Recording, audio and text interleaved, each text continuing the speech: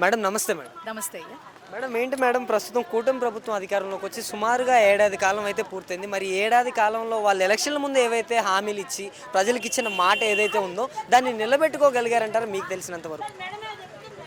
వాళ్ళు నిలబెట్టుకోకున్నారా లేదా అనేది వాళ్ళకే తెలియట్లేదు కాబట్టే ఈ రోజున సంవత్సర కాలంగా జగన్మోహన్ రెడ్డి గారు పోరాడిన తర్వాత జగన్మోహన్ రెడ్డి గారు ప్రతి విషయంలో రెస్పాండ్ అవటం స్టార్ట్ చేసిన తర్వాత అసలు రాష్ట్రంలో ఏ ఏ పథకానికి ఎంతెంత ఖర్చు అవుతుంది, వీళ్ళు ఎంత అప్పులు చేశారు, అసలు దానికి అసలు అంటూ ఒక శ్వేతపత్రం రిలీజ్ చేయగలిగేటువంటి దమ్ము వీళ్ళకు ఉందా, అసలు దేనికి ఎంతెంత ఖర్చు పెట్టాలి, అభివృద్ధి ఎలా చేయాలి, సంక్షేమాన్ని ఎట్లా చూడాలి, ఏ పథకానికి ఏ రకంగా ఎంతెంత ఖర్చు అవుతుంది అని చెప్పని స్టాటిస్టికల్ డేటాతో సహా జగన్మోహన్ రెడ్డి గారు ఎంతో ఉన్నతంగా అధికార పార్టీని ప్రశ్నిస్తూ ఉంటే వాళ్ళు సంవత్సరం తర్వాత ఒక్క పథకం గుడ్డిలో మెల్ల అంటూ వేసి అందులో కూడా తప్పొప్పులు ఉండగా దాన్ని కూడా ప్రజల్లోకి ప్రొజెక్ట్ చేసుకోలేనటువంటి భయంకరమైన పరిస్థితుల్లో అధికార పార్టీ ఉంది.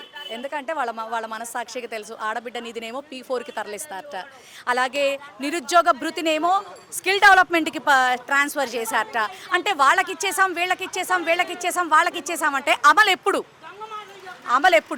14, 19 కూడా ఈ రకంగానే అన్నీ చెప్పావు, ఒక్క హామీ కూడా నెరవేర్చకుండా ప్రజలందరి నెత్తి మీద పంగనామాలు పెట్టావు, ప్రత్యేక హోదా తెస్తానన్నావు, ఆ తర్వాత అదేమన్నా సంజీవనియా మనకు అక్కర్లేదన్నావు. ఈ రోజున మరి నువ్వు చేసిన పనికే మేము చెప్తా ఉన్నాం, అమరావతి అంటూ ఒక్క కాన్సెప్ట్ని నెత్తిన పెట్టుకొని ఏ రైతులనైతే నువ్వు బాగా వాళ్ళని పాప పొగడ్తలతో ముంచేసేసి వాళ్ళ ద్వారా నువ్వు అధికారంలోకి రావాలి అనుకుని ప్రజల్ని కూడా మాయ చేసి అధికారంలోకి వచ్చావు. ఈ రోజున అదే అమరావతి రైతుల్ని సైతం నువ్వు ముంచేసే పరిస్థితి ఈ రోజు వచ్చింది. అమరావతి మీకు మాట తెలుసా అండి, అమరావతి రాజధానిగా కట్టబడుతుందో లేదో మాకు తెలియదు, కానీ అమరావతిలో మాత్రం ఎత్తిపోతల పథకం అయితే మాత్రం జరుగుతూ ఉంది. ఖచ్చితంగా చిన్నపాటి వర్షం వచ్చిందంటే చాలు ఎత్తిపోతల పథకానికి కొన్ని కోట్ల రూపాయలు ఖర్చు పెడుతూ సిన్సియర్గా వాళ్ళ సిన్సియారిటీని చూపించుకుంటా ఉన్నారు. ఎందుకంటే నారాయణ గారు వరల్డ్ బ్యాంకే మరి మంత్రివర్యులు మరి ఏం చెప్పారండి, ఇక్కడ ఈ యొక్క ప్లేస్ అనేది కరెక్ట్ కాదు అని చెప్పారు. మరి అని గవర్నమెంట్ గ్రాంట్గా కూడా ₹1 ఇవ్వలేనని చెప్పింది అన్న విషయం, అప్పుగా ఇచ్చిందన్న విషయం కూడా మనకి తెలిసినటువంటి నేపథ్యంలో వీళ్ళు అమరావతిని ఏ రకంగా చేస్తారండి? అమరావతి మీద నిజంగా వీళ్ళకి ప్రేమ ఉంటే నేను మీడియా ద్వారా అడుగుతా ఉన్నాను, ముందు గెజెట్ తెప్పించమనండి. ఫస్ట్ ఎవరొచ్చినా అమరావతిని మీదే స్టిక్ ఆన్ అయ్యి ఉంటారు. నువ్వు నీ మనసులో నీ వాళ్ళు, నీకు సంబంధించిన వాళ్ళు దోచుకుందామా దాచుకుందామా ఉన్నన్నాళ్ళు ఎట్టా మనాళ్ళు బాగుండాలి అనేటటువంటి ఒక కాన్సెప్టే తప్ప ప్రజలు బాగున్నారా లేదా అన్న విషయం అనేది ఈ టీడీపీ ప్రభుత్వానికి, ఈ కూటమి ప్రభుత్వానికి అక్కర్లేదు. మేడం ఏంటి మేడం, మరి ఇంకా డిప్యూటీ సీఎంగా ఉన్న పవన్ కళ్యాణ్ గారు కూడా జగన్మోహన్ రెడ్డి గారి మాటలకి స్పందించి మేము అధికారంలోకి వస్తే 2.0 చూపిస్తాం, సినిమా వేరేలా ఉంటుందని మాజీ ముఖ్యమంత్రి వర్యులు వైఎస్ జగన్మోహన్ రెడ్డి గారు చెప్పారు. మరి డిప్యూటీ సీఎంగా ఉన్న పవన్ కళ్యాణ్ గారు చూడబోతే మీరు ఎలా అధికారంలోకి వస్తారో మేము చూస్తాం, మేము రానివ్వం అన్నట్టుగా ఆయన మాట్లాడుతున్నారు. దీన్ని ఏ విధంగా చూడొచ్చు అంటారు? వాళ్ళు ఊహాలోకాల్లో ఈ 4 ఏళ్ళు అలాగే ఉంటారు. 29లో జగన్మోహన్ రెడ్డి గారు వైఎస్ జగన్ను నేను అనే మాట ఆంధ్ర రాష్ట్రం అంతా మళ్ళీ మ్రోగటం అనేది చూస్తారు. ఎందుకో నేనే చెప్తా ఉన్నానండి, వీళ్ళ గ్రాఫ్ 1 ఇయర్ కాలంలోనే పడిపోయింది, ప్రజలకు అందుబాటులో ఉండట్లా.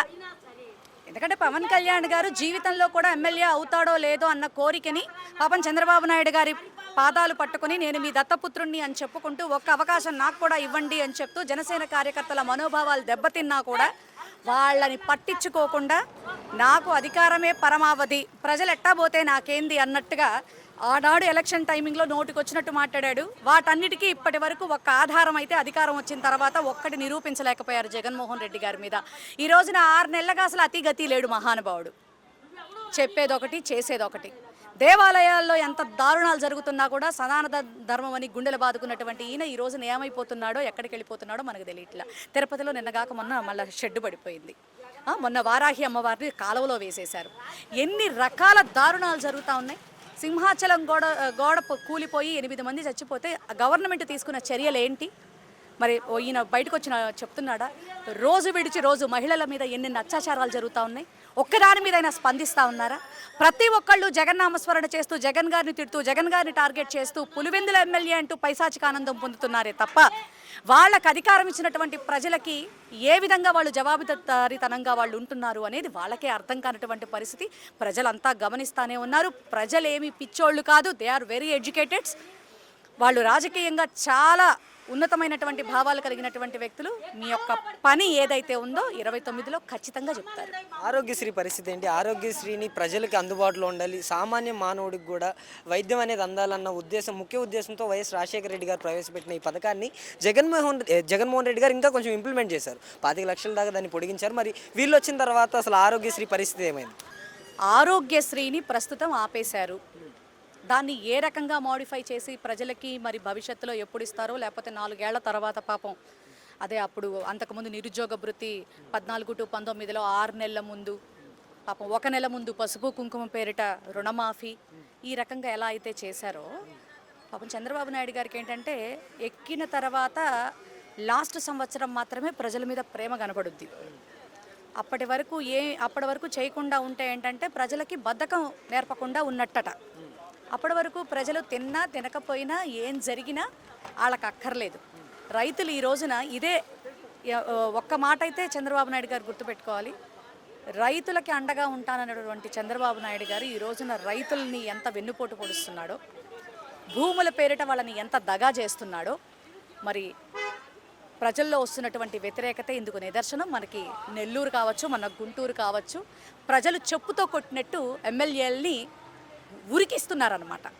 ఎందుకంటే 33,000 ఎకరాలు ఆల్రెడీ తీసుకున్నటువంటి వీళ్ళు దాన్నేమీ చేయకుండా మళ్ళీ మేము అన్నీ చేస్తాం, అన్నీ చెందుతామని చెప్తూ రోజుకో మాట పలికేటటువంటి వీళ్ళకి ఖచ్చితంగా ప్రజలే బుద్ధి చెప్తారు.